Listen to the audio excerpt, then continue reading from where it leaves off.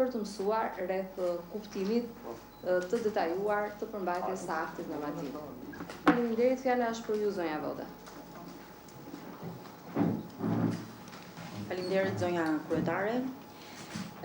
Siç e parashtruat edhe ju, sot jemi para jush për të diskutuar projekt ligjin pra akti normativ për masat parandaluese në kuadër të forcimit të luftës kundër terrorizmit, krimit organizuar, krimeve të rënda dhe konsolidimit të rendit dhe sigurisë publike, dhe më lejoni që të them që akti normativ ka për qëllim marrjen e masave kryesisht dhe qëllimi i vetëm është vetëm për forcimin pra të masave në luftën kundër terrorizmit, krimit organizuar, krimeve të rënda dhe konsolidimit patjetër të rendit dhe sigurisë publike.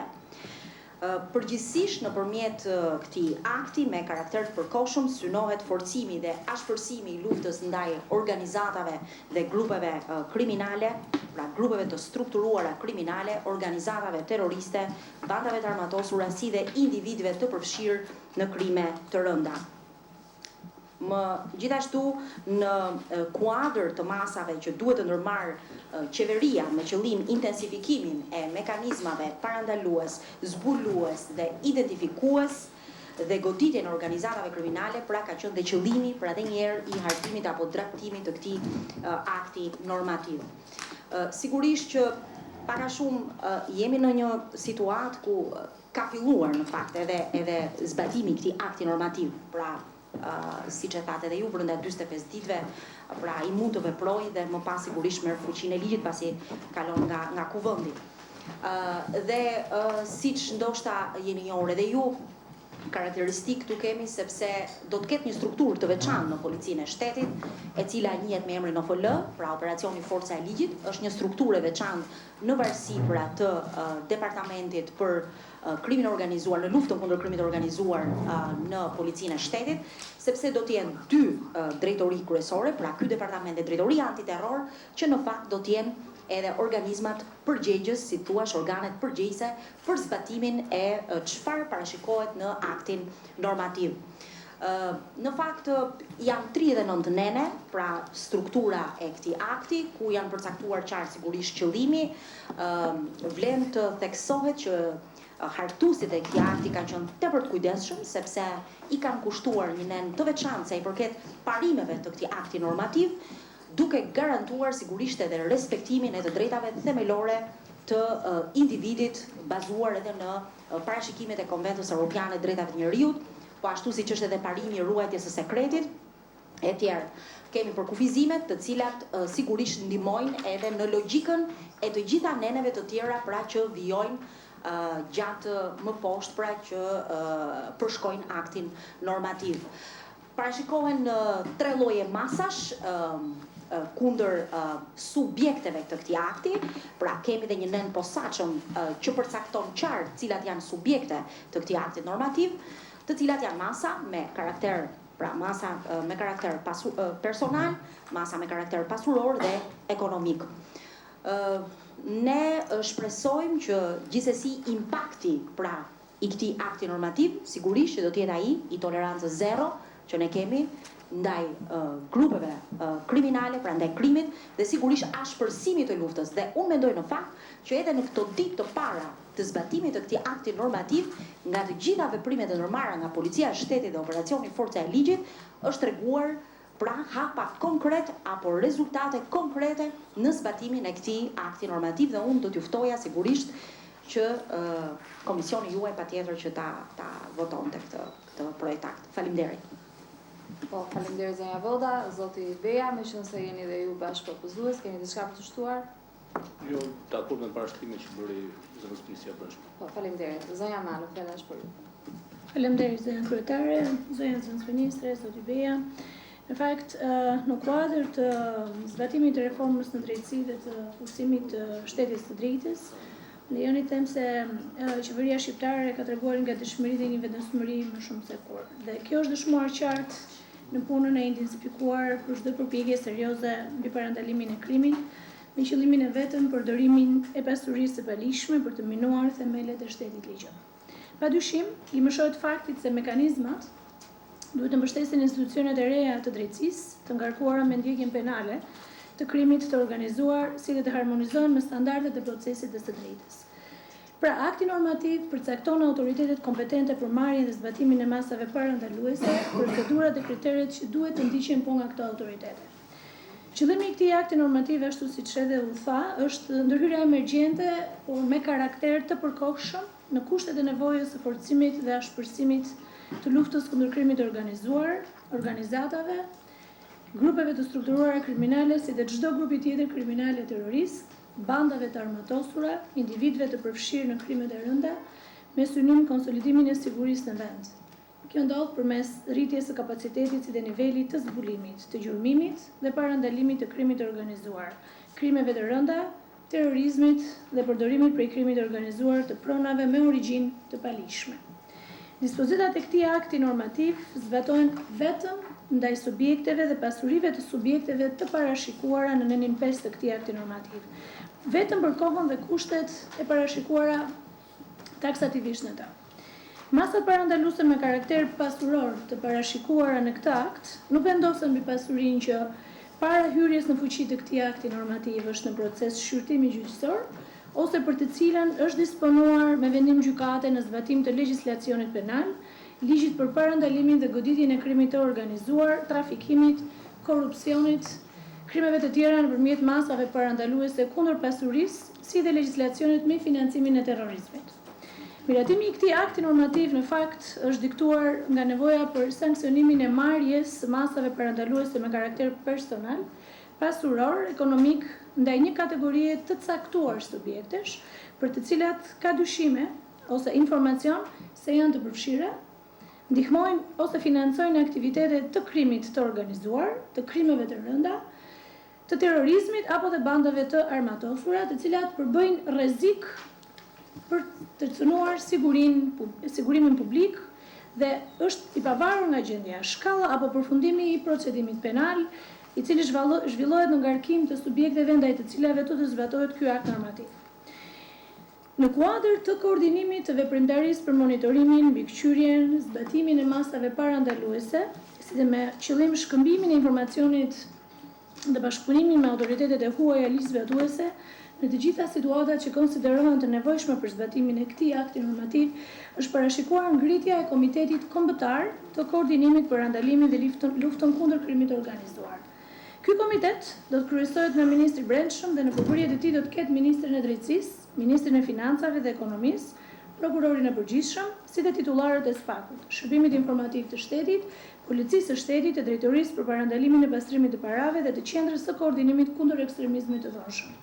Nisur nga fakti se Policia e Shtetit është institucioni që ka për mision ruajtjen e rendit të sigurisë publike dhe që në veprimtarinë e saj siguron informacionin policor nëpërmjet këtij akti normativ, është propozuar që pranë këtij institucioni të ngrihet një strukturë e posaçme, ashtu si edhe zonja zëvendësministri e përmendi, i cili quhet OFL, pra Operacionin Forca Ligjit, dhe do të ketë si objekt të veprimtarisë vet parandalimin, zbulimin, gjurmimin dhe goditjen e krimit të organizuar, si edhe krimeve të rënda.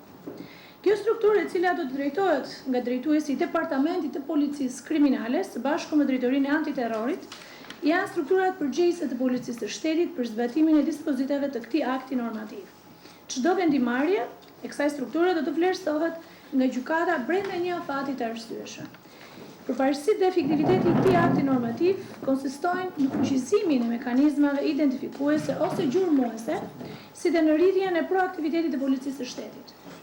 Në veçanti përmarrje në kohën e duhur të masave dhe veprimeve parandaluese me karakter personal, pasuror apo dhe ekonomik, si dhe në goditjen efikase ndaj të gjitha aseteve, pasurive dhe të ardhurave nga aktivitetet të palishme të krimit të organizuar, terrorizmit apo pasurive për të cilat subjektet e këtij akti normativ nuk mund të provojnë lishmërinë e burimit, krijimit apo fitimit të tyre. Përveç të tjerash, në nenin 34 është parashikuar se punonjësit e OFL-s dhe të Drejtorisë së Antiterrorit gjatë gjithë veprimtarisë së tyre në zbatim të këtij akti normativ do të monitorohen dhe do të kontrollohen në mënyrë të posaçme nga strukturat e prore për lishmërinë e kryerjes së veprimeve të tyre dhe tejkalim të kompetencave. Është evidentuar gjithashtu se shërbimi i çështjeve të brendshme dhe ankesave në Ministrinë e Brendshme do të ushtrojë kontrolle të posaçme lidhur me zbatimin korrekt të këtij akti normativ, i cili në fakt ka një efekt të përkohshëm dhe do të zbatohet deri më 31 dhjetor të vitit 2020. Akti normativ duhet teksuar se nuk synon për afrim me akuis të Bashkimit Evropian. Për zbatimin e këtij akti normativ janë ngarkuar gjitha mekanizmat e posaçme dhe efektet financiare që mund të rrjedhin nga miratimi i këtij akti normativ do të përballohen nga fondi rezerv i buxhetit të shtetit. Për gjitha arsyet e sipërpërmendura, por edhe në vazhdimsi për detajet që do të diskutojmë, unë juftoj të nderuar kolegë që ta miratojnë këtë akt normativ. Është shumë e rëndësishëm. Faleminderit. Po, faleminderit zonja Dralo për parashtrimin nga ana juaj, që duhet të them që ishte një parashtrim i hollësishëm dhe që me këtë rast besoj që u jep mundësi dhe kolegëve që të pyesin për pika të ndryshme të përmbajtjes së këtij akti. Unë po e deklaroj të hapur edhe pyetje nga ana e kolegëve, për njëkohësisht edhe diskutimi, meqenëse se akti normativ është i tillë që miratohet ose jo dhe ne nuk mund të ndërhyjmë në përmbajtjen e aktit normativ. Fjala është për ju. Zonja Dhima, si për shkruani më mirë bëjë një pyetje.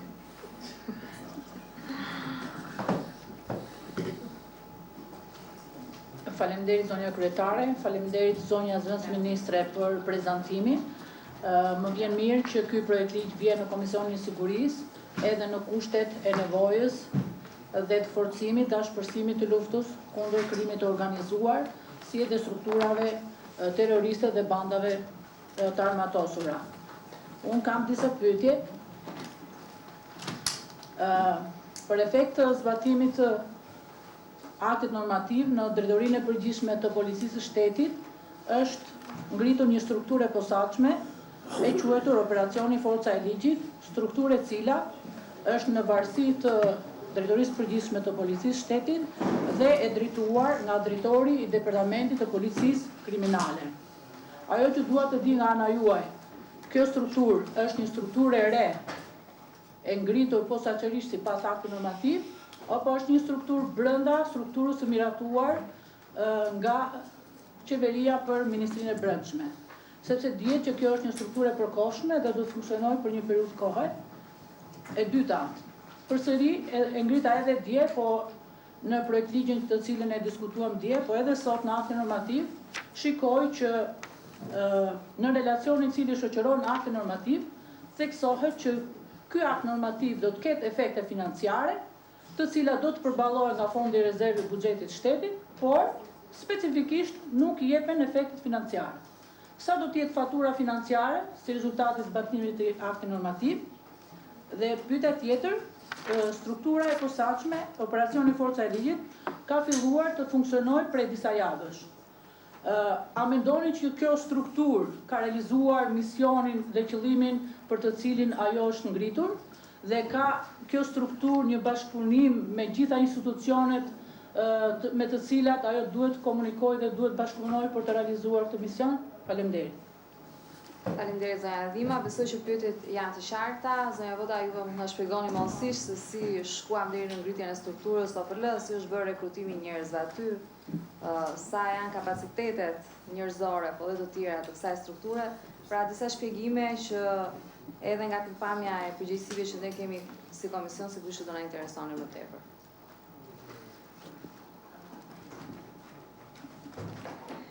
Po, faleminderit deputete për pyetjet.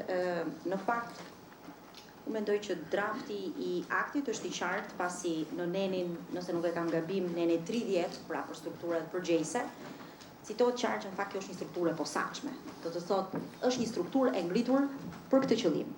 Pra, do të thotë që si strukturë, Operacionin Forca e Ligjit, e cila është në varësi direkte të drejtorit të përgjithshëm të policisë së shtetit, por që drejtohet, pra nga ana operacionale, nga drejtori i policisë kriminale, është pra një strukturë e posaçme ngritur për këtë qëllim. Dhe sigurisht do të funksioni i saj ndaria mbaron edhe me sigurisht mbarimin e afatit të aktit normativ. Megjithatë, më lejoni të them që në këtë strukturë, sigurisht që pjesë e kësaj strukture apo njerëzit që janë pjesë e kësaj strukture, forcat e policisë, janë sigurisht forca apo ekspert që janë brenda pra policisë së shtetit. Pra për momentin nuk është se kemi marrë, po themi ekspert apo kemi bërë konkurs kemi futur punonjës pra të rinj policie dhe i kemi tërhequr në këtë strukturë të re, absolutisht, po vetëm se patjetër janë përzgjedhur oficer policie, pra me integritet, me një karrierë shumë të mirë profesionale, pra që janë bërë pjesë e kësaj strukture të posaçme. Pra, po flasim që pjesë e saj janë pjesa, do thoja unë, pra një pjesë e mirë, mos të them më e mira, po një pjesë shumë e mirë që ekziston brenda policisë së shtetit. Kështu që në këtë kontekst, si thuash, policia nga vetja e saj pra ka nxjerrë elementet më të mirë për t'i bërë pjesë të kësaj strukture. Megjithatë, në hetime të veçanta apo të posaçme, siç edhe parashikohet edhe në përmbajtjen e këtij akti normativ, shpeshherë do të kërkohet edhe ndoshta mendimi i ekspertëve në fusha të caktuara, ekspert veçantë, dhe krijohen hapësirat këtu për të marrë pra nga jashtë ekspert të fushave të caktuara. Dhe kjo lidhet pastaj edhe nëse do të kaloj në pyetjen e dytë që ka lidhje me efektet financiare, pra me buxhetin, kjo lidhet edhe me pjesën që sigurisht do të ketë patjetër shpenzime në buxhet që do të lidhet në rastin kur do të merren nga jashtë, të cilët do të paguhen patjetër ekspert të fushave të ndryshme, pra ekspert të fushës ekonomisë, kontabilitetit, etj, kryesisht me fokus pra kur bëhen hetime pasurore, pra që kërkojnë edhe një lloj patjetër edhe njohuri shumë specifike, shumë të mira për të pasur një hetim, do thoja unë, të gjithanshëm dhe të plot, por edhe të suksesshëm në këto raste. Kështu që patjetër që do të ketë një efekt.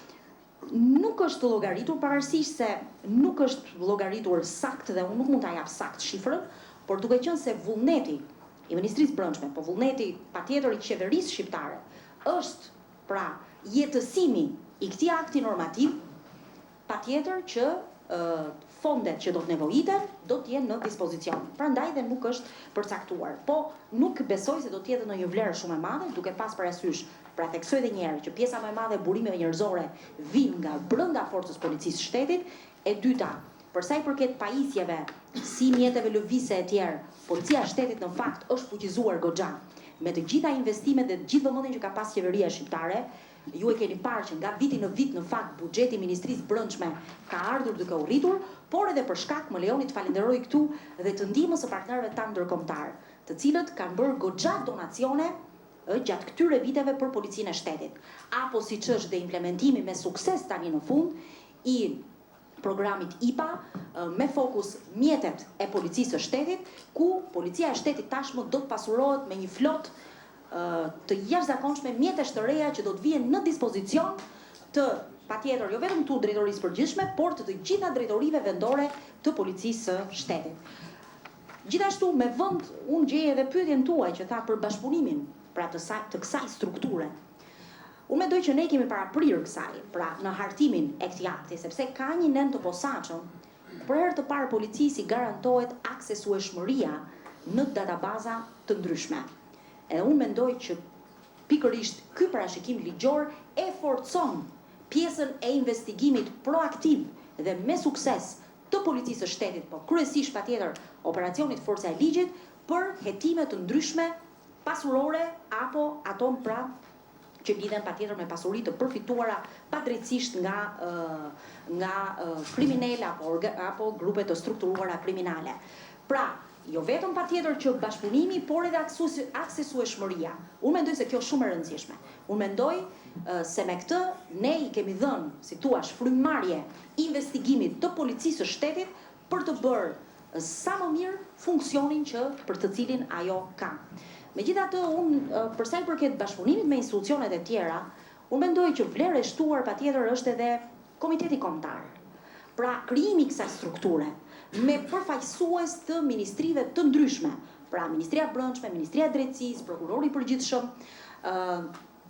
përfaqësuesi bie kishim pra dhe Agjencinë e aseteve pra të sekuestruara dhe konfiskuara, sepse në një farë mënyrë ky komitet patjetër që nxit bashkëpunimin midis të gjithë aktorëve, pra institucioneve shtetërore që duhet të japin kontribut pra për policinë e shtetit në rastet e hetimeve të caktuara në kuadër të aktit normativ, por njëkohësisht dhe monitoron punën e Operacionit Forca e Ligjit. Faleminderit. Nëse mund të avjojmë edhe pak shpjegimin e pyetjeve të zonjës Dima, sa vjet keni dedikuar deri tani tek Operacionin Forca e Ligjit? Mund të kemi një shifër? Ta janë punonjës të drejtorisë së përgjithshme të policisë së shtetit, apo vi nga drejtori të veçanta nga gjithë Shqipëria? Kur mendoni që definohet struktura, pra kur del urdhri I ministrit që miraton strukturën përfundimtare të OFL-s dhe njëkohësisht dhe vendimi I Këshillit Ministar për drejtimin financiar të tyre? Se besoj që pyetja e zonjës Dima synonte pikërisht në këto të dhëna dhe diçka të fundit për akseset në sisteme. Është deklaruar që OFL-ja do ketë aksese në sisteme të ndryshme të dhënash të institucioneve publike, përveç atyre që policia I ka të veta dhe që natyrisht I përdor. Kjo deri tani është thjesht deklarative apo është realizuar? Pra, se kemi 3 javë që ka filluar veprimi pothuajse I OFL-s, kështu që aksesi te këto të dhëna është realizuar apo akoma pritet që I gjithë ky akses të mund të përfundohet. Pra timi pak më konkret, meqense jemi në veprime sipër, kjo është ideja. Faleminderit zonja kryetare. E drejtë në fakt, akti normativ në fakt shoqërohet edhe me një sër aktesh, në fakt edhe në ligjore që duhet dalin në zbatim të tij. Dhe përsa I përket pjesës së strukturës, e cila sigurisht duhet dalin me një urdhër të ministrit të brendshëm, Ministria e Brendshme ka përgatitur të gjitha aktet në ligjore që I takon pra asaj të nxjerrë dhe unë besoj që shumë shpejt, ndoshta në mbledhjen vijuese të qeverisë, këto akte do të kalojnë. Pra, si thua është përgatitur paketa, është bërë gati dhe ne do të kemi përfundimisht një urdhër të ministrit brendshëm që do të përcaktoj sakt edhe strukturën pra dhe organikën e kësaj strukture. Dhe me vend edhe pyetja juaj, nëse kjo strukturë pra do të jetë përqendruar vetëm në drejtorinë e përgjithshme apo edhe në drejtoritë vendore, jo, do të ketë degët e saj, patjetër, pra mini struktura të posaçme edhe në drejtoritë vendore, sepse një pjesë të madhe, pra, siç e kemi parë gjatë këtyre ditëve, pra edhe nga veprimtaria e Operacionit Forca e Ligjit, kanë qenë vetë drejtoritë vendore të policive në përqarqe që kanë pasur këtë rolin aktiv pra të dërgimit të formularëve e tjerë. Përsa I përket aksesit në databaza, po, është e vërtet, kjo është një gjë e re, pra, thash është një parashikim I ri. Unë kam informacion që nuk është thjesht deklarative, por ka filluar. Pra, policia e shtetit mund të ketë akses në të dhëna apo databaza të ndryshme ku nuk ka pasur akses më parë. Të paktën ky është informacioni që kam unë. Mirë, faleminderit zonja Voda, pyetje të tjera nga kolegët, zoti Braho dhe pastaj zonja Xhebrea.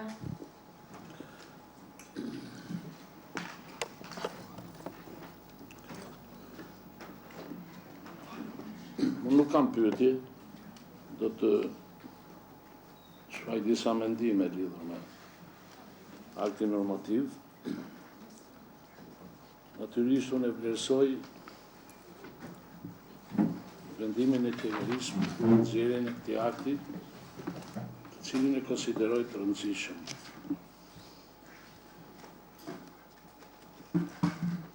Dhe justifikohet plotësisht në kushtet e emergjencës, të shpërsimit luftës kundër krimit të organizuar. Krimi I organizuar, pa dyshim është forcuar, ka shtrirë aktivitetin e tij, është sofistikuar, është bërë I rrezikshëm, kështu që një shtet serioz apo një pushtet serioz duhet I përgjigjet me të njëjtat mjete.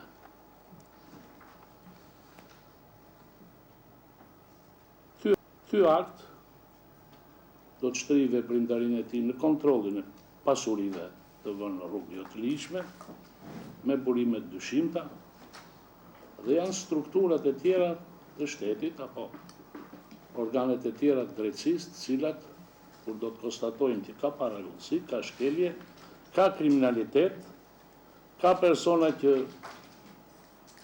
kanë futur duart jo deri në bryl apo deri në krah, natyrisht që do të veprojnë.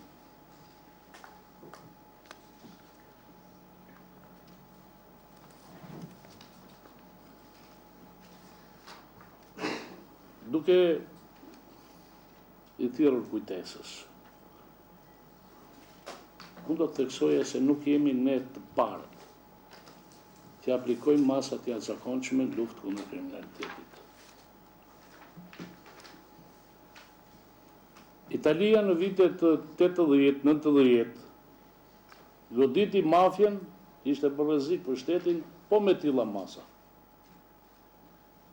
Shtetet Bashkuara të Amerikës pas ngjarjeve të 11 shtatorit miratuan një ligj që në dukje prekte lirit themelore të njeriut, ligjin patriot. U kujtohet, e dini shumë mirë, i cili u përdor në luftën kundër terrorizmit. Kështu që edhe ne në kushtet e kësaj emergjence, luftës kundër kriminalitetit, kemi zgjedhur një mjet i cili ka efekte. Është emergjent, ka efekte përkohshme. Këto janë dy kërkesat kushtetuese, të cilat duhet përmbaj një akt normativ, dhe cilat akti plotëson. Unë çuditem me një gjë, nuk e kuptoj. Alarmin e opozitës, edhe të krejut shtetit, se po bën grushteti Edi Rama. Është absurde. Si mund të bëj grushteti Edi Rama kundër vetes tia? Grushteti bëjnë struktura tjera, bëjnë forca tjera, ta opozita i organizon grushtet e shtetit. Është qesharake.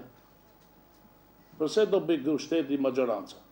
Për të marrë pushtetin? E ka.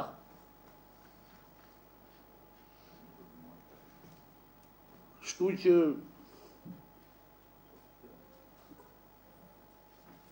është jo vetëm qesharake, por është edhe një lloj justifikimi. Unë jam këtë deputet e vjetër këtu dhe kam qenë prezent në 2 raste kur Sali Berisha ka tentuar të bëjë grushteti. Nuk e bën edhe një herë, nuk e bën grushtin e shtetit ai që është në pushtet. Ai që është në pushtet, se grushteti do të thotë marrësh pushtetin me dhunë. Tjetër, grusht kundër shtetit. Si mund të bëj maggjoranca kundër vetes saj? Ka që thjesht është logjika.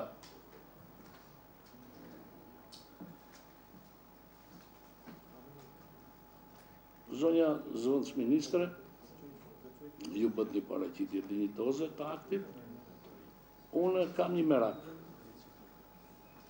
Bëni kujdes për modalitetet dhe procedurat e aplikimit të aktit. Do të jenë shumë serioze, shumë të goditura, me qëllim që edhe të mos e diskreditoni zbatimin e aktit, por edhe të jenë të studiuara. Kam biseduar me ministrin tuaj, për një rast ishte flagrant edhe. Kjo është porosia ime dhe i ftoj tërë kolegët të votojnë. Faleminderit zoti Braho për fjalën tuaj, zonja Gjebrea dhe pastaj zoti Zeneli. Faleminderit zonja kryetare, faleminderit zonja zëvendës ministre për prezantimin e detajuar të këtij projekt ligji shumë të rëndësishëm që kurse tha edhe zoti Braho, po edhe ne gjithë e kemi thënë në të vazhdueshme, i jep një dinamizëm luftës kundër krimit të organizuar dhe një domosdoshmëri për një intensifikim të kësaj lufte. Kështu që e përshëndes edhe padyshim jam në mbështetje të këtij projekt ligji. Kam disa merake të vogla që doja shkurt pa ju mbajtur shumë kohë. Këtu thuhet që është një ligj në kushte emergjence, pra çdo gjë është në funksion të kësaj gjëje. Po nga ana tjetër, në 2-3 momente në nene të caktuara nuk reflektohet kjo gjë. Dhe konkretisht, për shembull, nëse flasim për, po themi, Komiteti Kombëtar i Koordinimit për Parandalimin e Luftës kundër Krimit të Organizuar. Ne në fakt dje kishim një seancë dëgjimore për sa i përket agjencisë për sekuestrimin dhe konfiskimin e aseteve kriminale dhe komiteti është edhe aty një pjesë e punës së kësaj agjencie. Tu thuhet që blidhet të paktën një herë në 3 muaj dhe paraqet raport periodik Këshillit të Ministrave. Përsëri, do doja që ta shikojmë do të kemi kohë që të flasim, po mendoj që nëse ne flasim për 12 muaj, i vete që mblidhet vetëm 4 herë gjithsej ky komitet. Nuk po them që duhet patjetër me domosdoshmë të mblidhet kur nuk ka nevojë, por mendoj që në kushtet që ne kemi një sulm frontal kundër krimit të organizuar dhe ky komitet merr një rëndësi të veçantë, duhet parë që të jetë një komitet funksional që vërtet mendimet, sugjerimet apo çfarë ai do të propozoj të jenë gjëra të cilat do t'i japin një vlerë të shtuar të kësaj përpjekje.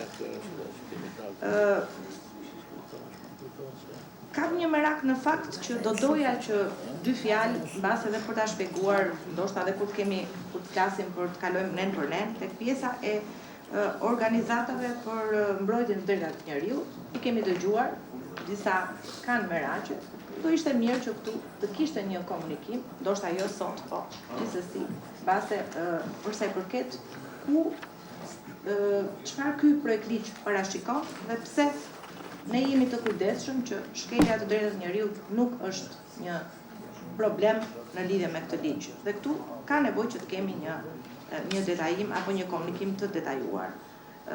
Nuk e di tek komiteti këtu kjo është pak edhe kjo e detajuar tek qendra kundër ekstremizmit të dhunshëm, nuk e di çfarë kjo është një qendër në mos gaboj unë e qendra ekselencës, po, e cila kanë akses ata tek dhënat e policisë, tek database e policisë, nuk kanë, është më shumë me karakter parandalues në mos gaboj unë. Gjithsesi, thjesht shumë mirë që e keni futur, po doja ta dija që konkretisht çfarë mendoni ju që mund të japi një vlerë të shtuar kjo. Nga ana tjetër, këtu flitet edhe për pjesën e SHKB-s, pra kontrollet e posaçme etj.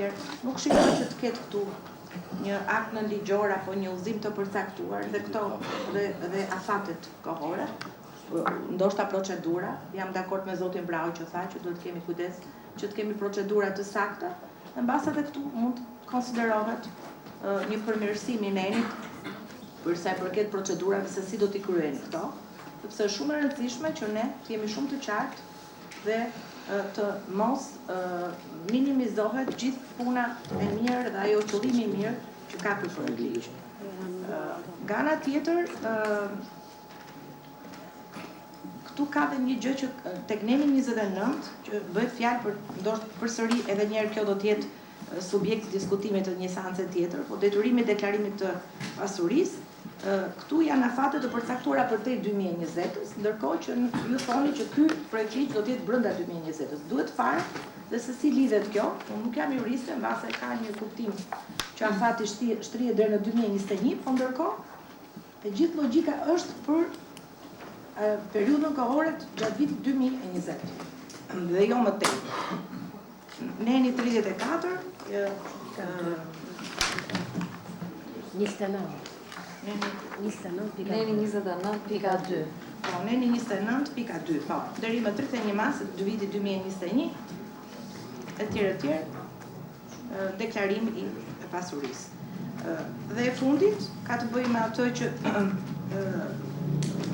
do të kisha dëshiruar që në këtë seancë të kishim edhe drejtorin e policisë, mbase mund të jepte disa informacione shtesë, do të jetë një leadership gjatë këtij projekt ligji dhe që padyshim ju keni patjetër atë aspektin politik, por mendoj që mbase edhe ndoshta në një seancë gjimore, zonja kryetare, të mëvonshme, mbasi dhe operacioni të ketë treguar disa rezultate, do të ishte mirë që të kishim edhe disa informacione më shumë dhe se si perceptohet dhe se si është puna në terren, që nuk është, me thënë vërtet është një punë e vështirë dhe unë jam në mbrojtje dhe duke u solidarizuar me gjithë punën shumë të mirë që bëjnë oficerët e policisë shtetit dhe që janë shumë herë jetë atyre është dhe në rrezik në luftën frontale kundër krimit të organizuar. Dhe një herë ju falenderoj për gjithë punën dhe ju uroj sukses. Faleminderit zonja Gjebrea. Ne në fakt sot kemi ftuar përfaqësuesit e 2 ministrive, Ministrisë Brendshme dhe Ministrisë Drejtësisë, për faktin e thjeshtë se akti normativ ka si propozues pikërisht këto 2 institucione qendrore. Ndërkohë që drejtorin e përgjithshëm të policisë apo funksionarët e tjerë të lartë policisë së shtetit, ne mund të trasim patjetër sipas përgjegjësive që na lejon rregulloria në një kohë të dytë për të kuptuar edhe impaktin e zbatimit të aktit normativ. Por sot jemi në detyrimin që na ngarkon Kuvendi i Shqipërisë për të miratuar ose jo aktin normativ, unë e theksova në fakt që ne nuk hyjmë në përmbajtje të aktit, dhe kjo është veçoria që ka një akt normativ, është një instrument në duart e qeverisë, dhe pastaj ato fuqinë përfundimtare ja jep parlamenti, por ai fillon dhe vepron dhe vazhdon si i tillë deri në momentin e fundit nëse kuptohet miratohet nga parlamenti, sepse parlamenti është i vetmi që mund t'i humbiste fuqinë dhe kjo është e drejta që kemi. Të vijojmë të japim të vazhdoj të veproj ose jo, ndërsa në përmbajtje ne për ne nuk hymë. Dhe unë besoj që të gjitha konsideratat që ju bët në fjalën tuaj natyrisht do t'i shërbejnë përfaqësuesve Ministrisë Brendshme kryesisht që bashkuar edhe me fjalën e Zotit Braho, ato të jenë të kujdesshëm në zbatimin e ligjit dhe natyrisht dhe të funksionit të tyre organikës. Tonë aty që SHQB-ja do të jetë institucioni që do ta monitorojë zbatimin, por kuptohet që ky monitorim do të jetë brenda të agrave që ligji i njeh SHQB-s, pra nuk mund të tejkaloj detyra konkrete që ligji i njeh. Megjithatë, ne kemi të dy zotërinj të ftuar, edhe zonjën Voda dhe zotin Beja, dhe besoj që ata mund të japin një përgjigje duke qenë që edhe formimi i tyre është jurist, edhe kjo mund të vlejë pastaj më mirë për të gjithë. Faleminderit. Fjala është për secili nga ju nëse dëshiron. Po, atëherë unë do ta filloja me pyetjen e parë të zonjës Gjebrea, e cila lidhet